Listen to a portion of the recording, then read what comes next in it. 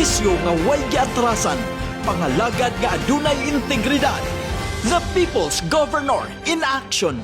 Sa pagpalig-on sa koordinasyon sa kapulisan, nagtagbo sa Kapitolyo ang bagong PRO7 Regional Director na si Police Brigadier General Arnold E. Abad.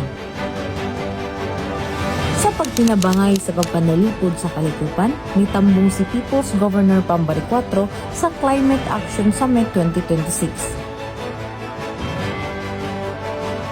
Sa pagpalig-on sa mga palisiya, nag-courtesy visit sa Kapitolyo ang Anti-Red Tape Authority o ARTA. Ipalig-on ang relasyon tali sa Subo ug Portugal. Nakigtagbo ni Governor Pambari 4 ang Portugal Chamber of Commerce. Nag-courtesy visit ang Department of Tourism, Office of Halal Tourism, and Muslim Concerns. Gobernador nga naglantaw sa seguridad, nagpangga og nagpakabana. Ako si Ana Kumiso, kini ang The People's Governor in Action.